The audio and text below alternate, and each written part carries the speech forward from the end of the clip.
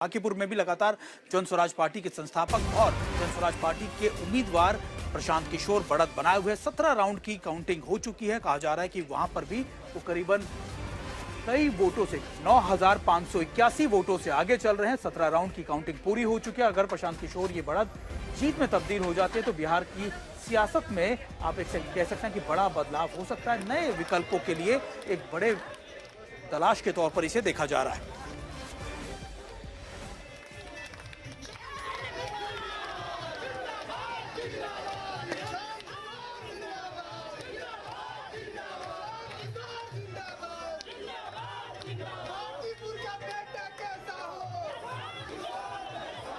और हमारे साथ बीजेपी और प्रशांत किशोर की पार्टी जन स्वराज के प्रवक्ता भी हमारे साथ जुड़े। अक्षत हमारे साथ। अक्षत, खास तौर पर अभी 17 राउंड की काउंटिंग हो चुकी है। जिस तरीके से हमने अपने दर्शकों को अपडेट दिया और बढ़त बरकरार है, क्या कुछ ऐसे मुद्दे हैं आपको लगा खासतौर पर इस उपचुनाव को लेकर कि आपके लिए बहुत ज्यादा मददगार साबित हुए?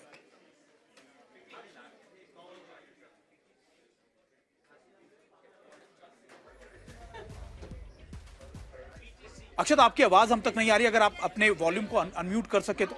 अब आवाज आ रही है आपको मेरी? जी, हम आपकी आवाज आ रही है जी। देखिए, जो शुरुआती रुझान हमारे पक्ष में आपको दिख रहे हैं, ये एक अचानक से नहीं आए हैं। पिछले 30 साल से ये सीट भाजपा की सीट रही है।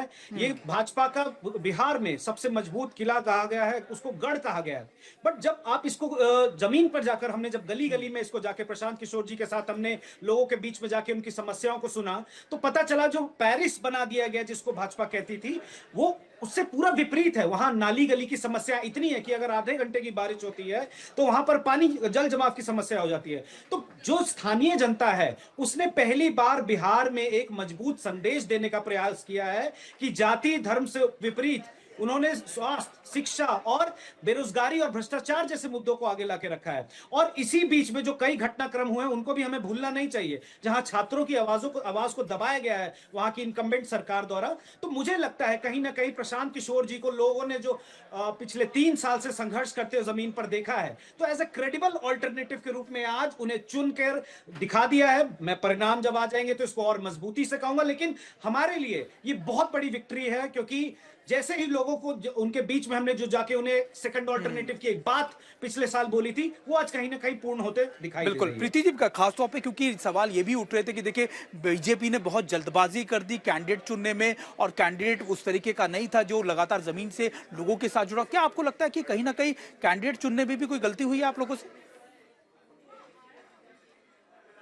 तो एक साधारण कार्यकर्ता को मौका दिया और उनकी जिम्मेदारी हमारे एक मंडल के अध्यक्ष के रूप में रही। लंबे समय तक वो काम करते हुए आए और भारतीय जनता पार्टी ने उन वैसे ही प्रत्याशी को मैदान में उतारा।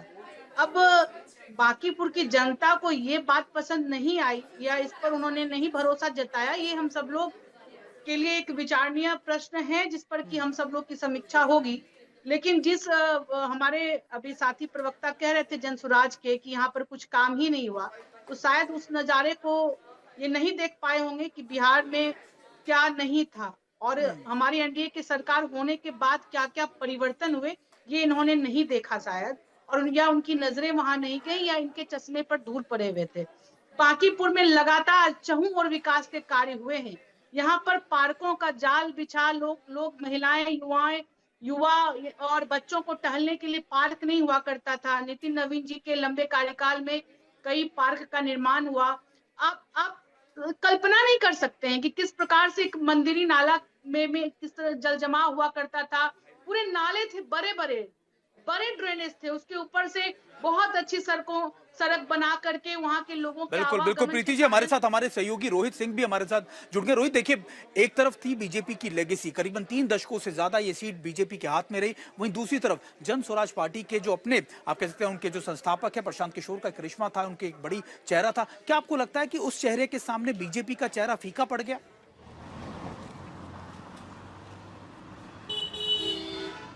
बिल्कुल, देखिए ये भी एक बहुत बड़ा फैक्टर था। एक कमज़ोर चेहरा, एक नया चेहरा कार्यकर्ता को उठाया, लेकिन प्रशांत किशोर के मुकाबले अगर आप उस चेहरे को देखेंगे तो चेहरा बेहद कमज़ोर था नीरज कुमार सिन्हा का। और वो भी चेहरा कब आया, एक बार रिप्लेस करना पड़ा था चेहरे को भी।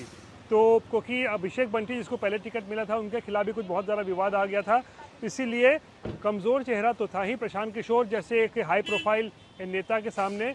और बीजेपी को कहीं ना कहीं ऐसा लगा होगा कि जो वो हमेशा से बात कहती थी कि किसी कुत्ते बिल्ली को भी हम अगर टिकट देंगे तो चुनाव जीत जाएंगे, तो शायद उनको ऐसा लगा होगा कि हम किसी भी कार्यकर्ता, आम कार्यकर्ता को देकर टिकट, एक मैसेज भी देना चाहेंगे कि हमने एक आम कार्यकर्ता को आगे बढ़ाया है। लेकिन जो बीजेपी का मुझे ऐसा लग रहा है अभी तक का जो ट्रेंड चल रहा है कि वो दाव भी जो है वो कहीं ना कहीं सफल नहीं हुआ है। और प्रशांत किशोर जैसे बड़ा चेहरे के सामने जो देश विदेश में जो कह सकते हैं विख्यात हैं, और प्रशांत किशोर का ये चुनाव था और इसीलिए बाकी देश विदेश में जो है लोगों की नजरें थी। और क्योंकि देखिए प्रशांत किशोर का हम क्यों कह रहे हैं, बड़ा चेहरा होने के साथ साथ उन्होंने इस चुनाव को बड़ा बना दिया था। अगर प्रशांत किशोर इस चुनाव में नहीं खड़े होते तो फिर ये बीजेपी के लिए एक आम सा चुनाव था, बहुत ही केक वॉक जिसे कहा जाता है। लेकिन क्योंकि प्रशांत किशोर मैदान में उतरे, इस सीट को हाई प्रोफाइल सीट बना दिया, हॉट सीट बना दिया, और इसीलिए बीजेपी को अपना पूरा का पूरा कुनबा उतारना पड़ गया यहाँ पे। 40-40 स्टार कैंपेनर, हजारों कार्यकर्ता, मुख्यमंत्री, प्रदेश अध्यक्ष से लेकर राष्ट्रीय अध्यक्ष नितिन नवीन को खुद 3-3, 4-4 दिन कैंप करना पड़ा यहाँ पर। पवन सिंह, भोजपुरी सुपरस्टार, सबको उतारा गया था इस मैदान में। केवल किसके खिलाफ?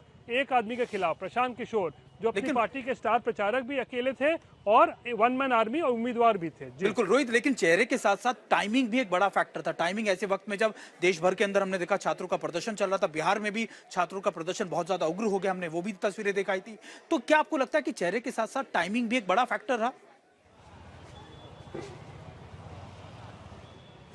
बिल्कुल, देखिए टाइमिंग पे सबसे ज़्यादा मैं फोकस करना चाहूँगा। 2-3 घटनाएं ऐसी हुई हैं बैक टू बैक जिसने बीजेपी सरकार पर सवाल खड़े कर दिए।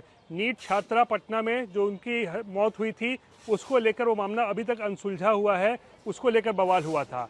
2 महीने पहले भोजपुर में भरत तिवारी का एनकाउंटर, ज़बरदस्त बवाल 1-1.5 महीने तक चलता रहा। ब्राह्मण से समाज से आते थे, उसको उनकी मौत के बाद जो फॉरवर्ड कास्ट था वो नाराज़ हो गया। और फॉरवर्ड कास्ट जो है, कायस्थ जो समाज है, जो सबसे ज़्यादा वोट बैंक जिनका है बांकीपुर में, उन्हीं का है। तो कहीं ना कहीं एक परसेप्शन ये बन गया कि भाई फॉरवर्ड कास्ट जो है वो नाराज़ है, और जो घटना भोजपुर में हुई थी उसका खामियाजा भी यहाँ पर देखा गया है। और सबसे महत्वपूर्ण जेनजी आंदोलन, मैं क्यों कह रहा हूँ, क्योंकि जो बांकीपुर का सीट है वहाँ पर वो इलाके आते हैं जहाँ पर युवा छात्र बिहार भर के आते हैं, कोचिंग सेंटर्स हैं, मुसल्लमपुर हाट, ये सब इलाके हैं जहाँ पर हज़ारों की संख्या में कोचिंग सेंटर्स हैं।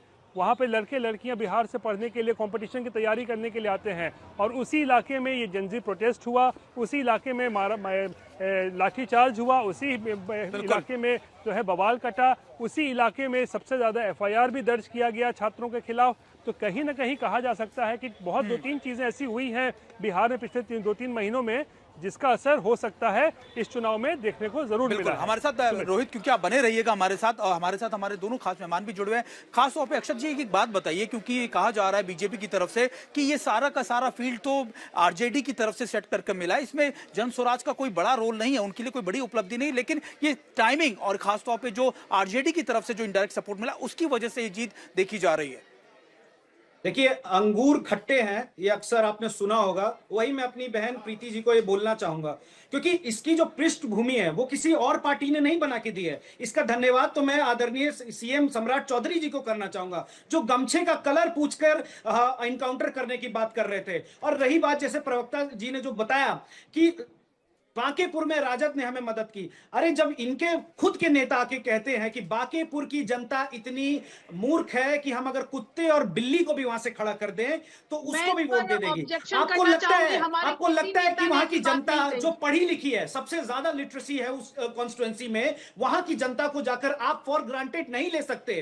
वो जनता ऐसी नहीं है जिसको जाति धर्म में बरगला सकते हैं। उन्हें प्रशांत किशोर जी में एक पढ़ा लिखा समझदार व्यक्ति दिखा। प्रशांत किशोर जी ने 2 बातें बहुत महत्वपूर्ण कही। उन्होंने कहा अगर वो जीतते हैं तो उस जगह के सारे बच्चों को जो कि EWS है उनको एजुकेशनली इंग्लिश स्कूल्स में, प्राइवेट स्कूल्स में उनको भर्ती कराएंगे टिल द टाइम वहां के सरकारी स्कूल की व्यवस्था ठीक नहीं होती है। और दूसरा सबसे महत्वपूर्ण बात, अपने आचरण से कभी भी वहां की जनता को वो शर्मसार नहीं होने देंगे। और ऐसी जनता को ये लोग कहते हैं कि वो कुत्ते बिल्ली को वोट देगी। भरत तिवारी जी की हत्याकांड में जो जिस तरीके से निष्पक्ष जांच नहीं हुई, वो सारी बातों ने जुड़कर एक ऐसी पृष्ठभूमि बनाई जहां की जनता ने इनको नकार दिया है। और आने वाले समय में आप देखिए बिहार की बदलाव की घड़ी यही इस सीट से तय की जाएगी और ये शुरू हो चुका है। बिल्कुल। और प्रीति जी खास तौर पे क्योंकि जिस तरीके से हम आपका प्रीति जी रुक करूंगा, लेकिन शशि भूषण हमारे सहयोगी भी हमारे साथ जुड़े हैं। शशि भूषण, जिस तरीके से ये जन स्वराज की तरफ से कहा जा रहा था कि देखिए ये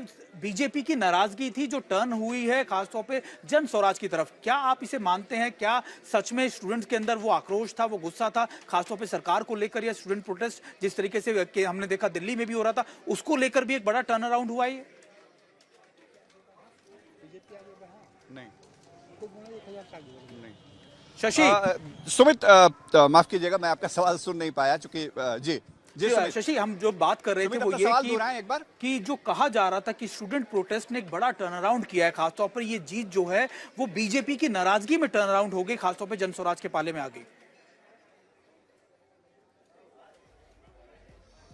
देखिए, जहां तक मैं समझ पाया हूं इस इलेक्शन को, बांकीपुर को कवर करते हुए सुमित, मेरा ये मानना है कि भारतीय जनता पार्टी का जो नाराज वोटर है, मतलब बीजेपी से जो विमुख हुआ, वो वोटर प्रशांत किशोर को एक विकल्प के तौर पे देख रहा था और इसी वजह से प्रशांत किशोर जो है वो इस वक्त इस स्थिति में है कि वो चुनाव जीत सकते हैं। पहली बात, चूंकि लगातार वो ट्रेंड में है, लीडिंग में, रुझानों में वो आगे हैं और अच्छी खासी बढ़त के साथ हैं, तो ये अपने आप में बेहद दिलचस्प है। और सबसे बड़ी बात, कौन कौन से वो मुद्दे थे जहां भारतीय जनता पार्टी का जो आधार वोट है, जो बीजेपी का किला माना जाता है बांकीपुर, वो उससे दूर हुआ। पहला, मुझे ये लगता है कि युवाओं में बीजेपी को लेकर के नाराजगी बढ़ी है। उसके दो फैक्टर हैं, हो सकते हैं। पहला, जो नीट वाला एजिटेशन हुआ वो, चूंकि 22 तारीख को पटना में भी एक प्रोटेस्ट हुआ था और ये पूरा प्रोटेस्ट उसी बांकीपुर जोन में था, हमको नहीं बोलना चाहिए। दूसरा, जो यूजीसी का मसला है, यूजीसी के मसले पे भी एक सेक्शन नाराज है। वो सेक्शन चाहता था कि भारतीय जनता पार्टी इस मामले पर रोलबैक की स्थिति में आए। दूसरा और तीसरा, जो मैं शुरू से कह रहा हूं, सेल्फ रिस्पेक्ट, एक ऐसा वोटर जो कमिटेड तौर पे भारतीय जनता पार्टी के साथ खड़ा रहता है, अगर वो आपका कैडर वोटर, कार्यकर्ता वोटर नहीं है तो भी एक लिबरल वोटर, एक डेवलपमेंट के एजेंडे पर बीजेपी के साथ खड़ा रहता रहा, वो वोटर ये सोच रहा था कि आपने शायद ये समझ लिया बीजेपी के नेतृत्व ने कि हम किसी तरह का कोई उम्मीदवार उठा करके दे देंगे, हमारी मजबूरी होगी कि हम उसको वोट कर देंगे। तो यहां पर जब आत्मसम्मान को जब चोट पहुंचती है ना, तो वोटर इसी तरह का मैंडेट देता है, जैसा मैंडेट इस वक्त, मैंडेट तो नहीं कर सकते हैं लेकिन जो ट्रेंड है कम से कम वो। लेकिन एक बात बहुत जरूरी हो जाती है सुमित, बिल्कुल आपको बीच में रोकूं शशि, लेकिन इस बीच एक बड़ा अपडेट अपने दर्शकों को बता दें कि प्रशांत किशोर भारी बढ़त के साथ आगे बढ़ रहे हैं। आपको बता दें कि करीबन 18 से 19 राउंड की काउंटिंग पूरी हो चुकी है और इसी बीच 11,000 से ज्यादा वोटों से आगे निकल गए हैं प्रशांत किशोर। ये बड़ा अपडेट हम अपने दर्शकों को बता रहे हैं कि अभी भी बांकीपुर सीट पर प्रशांत किशोर की भारी बढ़त बरकरार है। वो करीबन 11,289 वोटों से आगे बताए जा रहे हैं और प्रशांत किशोर लगातार करीबन 18 से 19 राउंड की काउंटिंग हो चुकी है। और हमारे साथ हमारे तमाम खास मेहमान और हमारे सहयोगी भी बने हुए हैं। 19 राउंड की काउंटिंग हम बता रहे हैं। प्रीति जी, खासतौर पे जिस तरीके से मैं देख रहा था बांकीपुर सीट पर करीबन 18 से 29 साल के एज ग्रुप के 33% से ज्यादा वोटर्स हैं। क्या जिस तरीके से शशि बता रहे थे कि एक बड़ा रहा कि जो सेल्फ रिस्पेक्ट थी, खासतौर पे जो बयान दिए गए उन्होंने भी बड़ा डैमेज किया, खासतौर पे जो रुझान बता रहे हैं वो तो इसी तरह का अंदेशा दे रहे हैं कि देखिए जो ओवर कॉन्फिडेंस था बीजेपी का लीडरशिप का खासतौर पर बिहार में, उसने बहुत नुकसान पहुंचा है।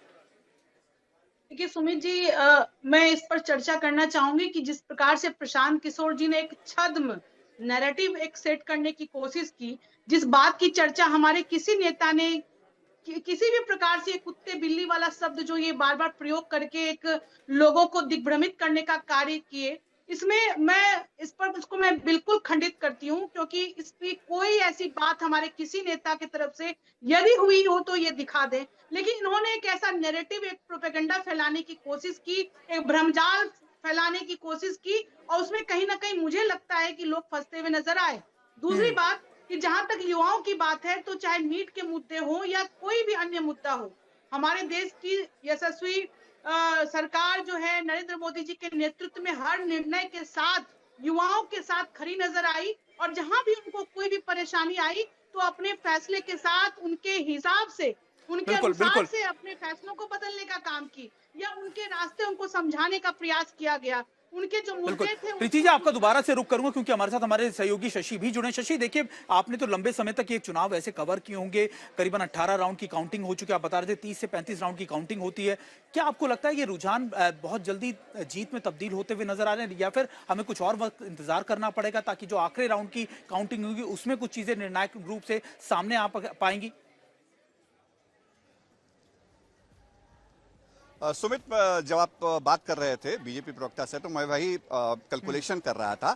अब तक जो वोटों की गिनती ऑफिशियली मैं बता रहा हूं, जो 19 राउंड की जो काउंटिंग हुई है आधिकारिक तौर पे, हो सकता है अनधिकारिक तौर पे ये 21-22 हुआ हो, तो वो आंकड़ा जो है टोटल वोटों की जो गिनती हुई है ना, वो लगभग 80,000 हुई है। इसको अगर आप 85,000 भी मान लेते हैं अगले एक आध राउंड जोड़ करके, तो भी अभी लगभग 50,000 वोटों की गिनती होनी है। और बीजेपी की उम्मीद यहीं पर है, हो सकती है बीजेपी नेता अभी इंतजार कर सकते हैं। भारतीय जनता पार्टी को अभी उम्मीद अगर बना करके रखनी है तो उनको इस बात के लिए इंतजार करना होगा कि उन 50,000 वोटों की गिनती हो जाए। प्रशांत किशोर के पास 10,000 से ज्यादा की बढ़त है।